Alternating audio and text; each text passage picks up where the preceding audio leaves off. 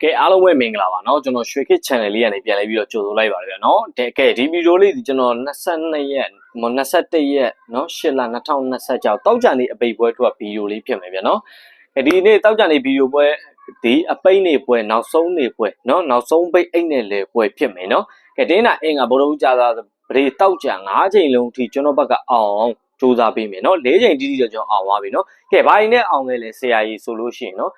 ကဲကျွန်တော်ကြာတာပလေးနေမှာကျွန်တော်နှစ်ရှစ်ပတ်တီးပေးတယ်ကျွန်တော်လူတွေတည်ပြီးသားပါညနေပိုင်းအမြဲတမ်းအဆင်ပြေနေတယ်လို့ပြောတဲ့အကိုမတွေညနေပိုင်းမှာနှစ်ပတ်တီးအောင်မြင်စွာပြီးဆုံးခဲ့ပြီပေါ့နော်ကဲအဲ့တော့ကျွန်တော်မနက်ပိုင်းမှာတေချာပြောပြရင်နော်မနက်ပိုင်းမှာကျွန်တော်နှစ်နဲ့ရှစ်နဲ့ပတ်တီးဒီမနက်ပိုင်းမှာပါခဲ့ညနေစုံစုံခွေမယ်နော်တကယ်လို့မပါခဲ့ဘူးညနေပိုင်းကိုကျွန်တော်ပြောသလို1000ထိုးတဲ့သူဒီ3000ပတ်မယ်1000ဆော့တဲ့သူဒီ3000ပတ်မယ်လို့ကျွန်တော်ပြောပြီးပြီနော်ကျွန်တော်ရဲ့ပတ်တီးတော့ကျွန်တော် share လို့အာမခံပြီးတော့ပြောပြီးပြီကဲ share ဆိုမှ share ပါနော်ကျွန်တော်ပတ်တီးအတွက်လည်းပူစရာမလိုကဲ4ချိန်တိတိကျွန်တော်တို့အောင်မြင်စွာပြီးဆုံးခဲ့ပြီပေါ့နော်ဂျာတာပလေးနေ့အထိကို4ချိန်မြောက်ကျွန်တော်တို့အောင်ပွဲဆင်ခဲ့ပြီအောင်ပွဲခံခဲ့ပြီကျွန်တော်ကိုမကြီးလည်းအဆင်ပြေလောက်ပြီလို့ထင်တယ်ကဲအဲ့ဒါမှနောက်ထပ်ထပ်ပံတက်လဲကျွန်တော်ပြောပြမယ်ကြော်ညာလာတော့မဟုတ်အမှန်တိုင်းပြောပြတယ်နော်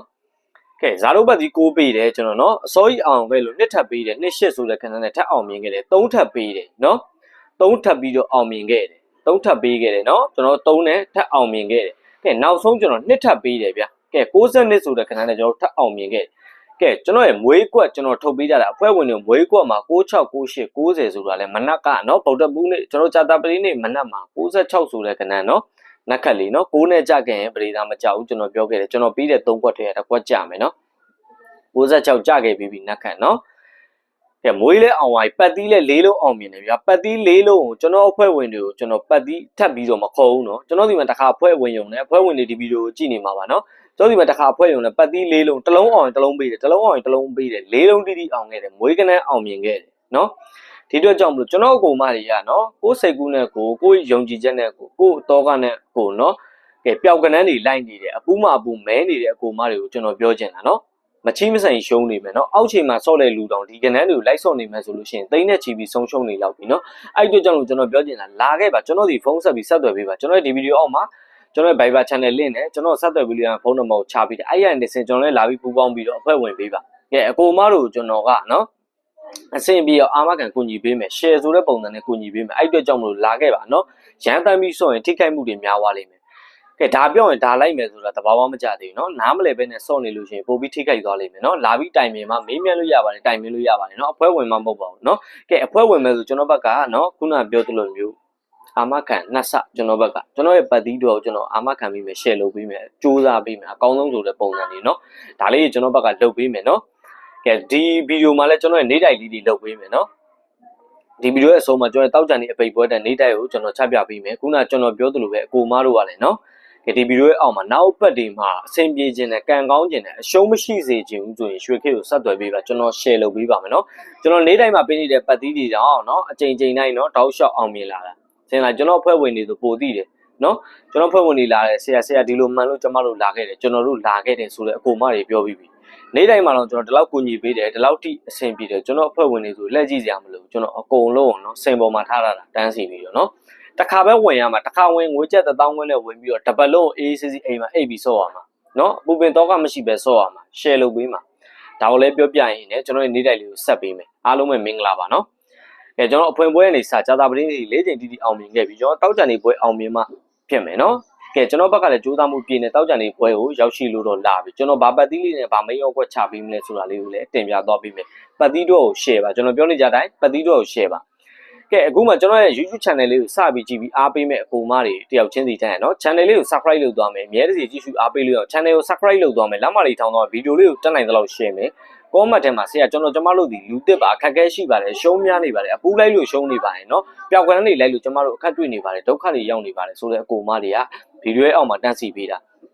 ကဲခုနကျွန်တော်ရဲ့မိတ်ဆွေတွေကျွန်တော်ရဲ့အဖွဲ့ဝင်တွေကျွန်တော်ရဲ့နေတဲ့အမြဲတစေကြည့်ရှုအားပေးနေအကူမတွေကလည်းကျွန်တော်ရဲ့ဗီဒီယိုအောက်မှာနောက်ဆုံးပိတ်အိတ်နဲ့လွယ်သလိုတန်းစီပေးတာပါနော်ဘသူအဆင်ပြေတယ်မပြေဘူးဆိုတာလေးကိုတင်ပြပေးပါအကိုတို့မဟုတ်ဒီစာကြောင်းလေးတစ်ကြောင်းပဲလိုအပ်ပါတယ်ဗျလက်မလေးထောင်ပေးမယ်ဗီဒီယိုလေးကိုနားလည်လူက share ပေးမယ်နော်ဒါလေးကိုလုပ်ပြီးတော့ပါကဲအဲ့ဆိုရင် let's go ကျွန်တော်နေတိုက်လေးကိုကျွန်တော်သွားပေးမယ်တင်ပြပေးမယ်နော်ကဲကျွန်တော်တောက်ကြံနေအပိတ်ပွဲမှာကျွန်တော်ရဲ့နေတိုက်ဒီနော်နေတိုက်ကျွန်တော်ဟိုနေ့ဖြစ်ရမှာနော်မင်္ဂလာပဲကျွန်တော်ပြောနော်ဒီမင်္ဂလာဆိုရင်အမြဲတမ်းအဆင်ပြေနေကြတော့အကူမတွေအားလုံးပဲသိပါတယ်ဗျာနော် ကဲ38ဖြာမင်္ဂလာနဲ့ကျွန်တော်ထပ်သွားမယ်တောက်ကြံနေပိတ်ပွဲမှာ38ဖြာမင်္ဂလာဖြစ်မယ်နော်တောက်ကြံနေပိတ်ပွဲမှာ38ဖြာမင်္ဂလာဖြစ်မယ်38ပတ်တီးဖြစ်မယ်ပတ်တီးဒီနေကုန်မှာ share ဖြစ်မယ်နော်မနက်ပိုင်းကျွန်တော်ထပ်ပြီးပြောပြမယ်အစ်စ်တွေပါလာမလို့1000မို့2000မို့ပတ်နိုင်တဲ့သူဒီနော်ညနေပိုင်း3-4တောင်မို့စောမယ်1000မို့2000ပတ်နိုင်ညနေပိုင်းမှာ4-5တောင်မို့ပတ်မယ်နော်ဒါလေးကိုကျွန်တော်ပထမဆုံးတင်ပြတာနော်ကဲဟိုတက်ကြီးပိုင်းတွေရှိတယ်စံဘိုးလေးရရင်တားရဲ့ကျင်းတဲ့စီဘိုးလေးရရင်ကျင်းနေပါပြီလုံလောက်ပါပြီအပြင်းပြေကစားတာပါအန်ဒီတို့ကနော်အခက်ခဲရှိပါတယ်ဆိုတဲ့အန်ဒီဒီအတော်ပုံမှအားလုံးလေကိုနိုင်တဲ့လောက်100နိုင်100ပတ်ပါ200နိုင်200ပတ်ပါမနဲ့ညဇာလို့တင်ပြီးပတ်ပါပတ်သီးတွေ share လုပ်ပြီးတယ်38ပြမင်္ဂလာနဲ့ကျွန်တော်တို့ပွဲပိတ်နော်ကဲ38ပြမင်္ဂလာနဲ့ပွဲပိတ်အဲ့ပွဲပိတ်တဲ့တဲမှာကျွန်တော်ကိုမတွေကျွန်တော်ရွေးချယ်ပြီးမှပါလေးလဲဆိုတော့နော်ကျွန်တော်38နော်မင်္ဂလာနဲ့ပွဲပိတ်မယ်နောက်တစ်ခုကပါလဲဆိုတော့ကျွန်တော်တို့တွေပြီးခဲ့တဲ့အပတ်မှာနော်ဘူပရိတ်6ပရိတ်3ချိန်ကြတယ်နော်6ပရိတ်3ချိန်ကြတယ်ဒီတစ်ပတ်မှာဘူပရိတ်3ချိန်ကြတယ်ပြီးတော့ဘာထက်ကြလဲကျွန်တော်ရဲ့ Viber channel ထဲမှာကျွန်တော်ရဲ့ဖွဲ့ဝင်တွေကိုကျွန်တော် site ရပြလာတယ်နော်အဲ့ဟာလေးကိုလည်းကျွန်တော်အမြည်ကျွေးမယ်38ပတ်တီးဖြစ်မယ်ကီးကိုကျွန်တော်ထုတ်ပေးမယ်နော်ကဲ3နဲ့ဆိုကျွန်တော်ဘာနဲ့ဘယ်လိုသွားမလဲဘယ်လိုကတ်မလဲဆိုတော့3နဲ့ဆိုရင်ကျွန်တော်ထိုးရမှာလွယ်လေးနော်30ထိုးမယ်နော်3နဲ့ဆိုရင်30ထိုးမယ်30ထိုးမယ်3ခွန်ထိုးမယ်နော်33ခွန်ကြံကန်တဲ့ခွန်ကြံတယ်နော်ဘူပရိတ်ပြန်ကြနိုင်လို့ဘူပရိတ်ကြပြီး30ခွန်နောက်ဆုံးပိတ်အိတ်နဲ့လွယ်ဆိုနော်ကဏ္ဍတစ်လုံးကြီးဆွဲနေလို့ကဲဒီနေ့တော့မဆွဲခဲ့ဘူးဒါပေမဲ့30ခွန်ထိုးမယ်3နဲ့နော်33ခွန်33ခွန်36 33ခွန်36နော်ဒါလေးဖြစ်မယ်8နဲ့ဆိုရင်88ခွန်86ဒါဒီ main order ဖြစ်မယ်နော်3ခွန်6ကီးဒီ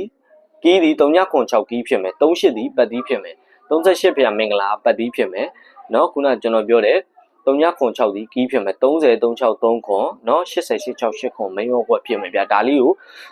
ကျွန်တော်ပြောနေကြတိုင်းကတော့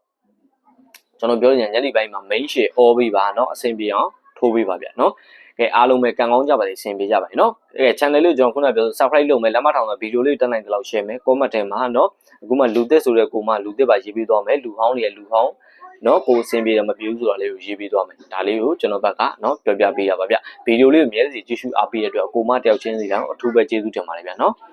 ကဲကိုနေသားသမီးနဲ့တကွာရောက်သားသမီးပါဝင်စိတ်ချမ်းသာရင်ကိုကျမ်းမာခြင်းနဲ့ပြည့်စုံကြပါစေ။သွားလန်းတာလို့လာလန်းပြောအန်ဒီကင်းမြေစိတ်သွားလန်းကိုပါလို့လုံရင်ဆန္ဒကြီးပြေသွားကြပါစေနော်။ကဲရဝေးရက်နေ့မှာရှိတဲ့ညီကိုမောင်လုံးမများအားလုံးကိုမျိုးမနဲ့ပန်းနိုင်ပြေလို့မလည်းပြန်လာမယ့်အနာကမိသားစုနဲ့နှွေးထွေးတဲ့ဘဝလေးမှာစိတ်ချမ်းသာနဲ့ကြော်ဖြတ်နိုင်ကြပါစေလို့ပြောရင်းနဲ့ကျွန်တော်ရွှေခေနော်။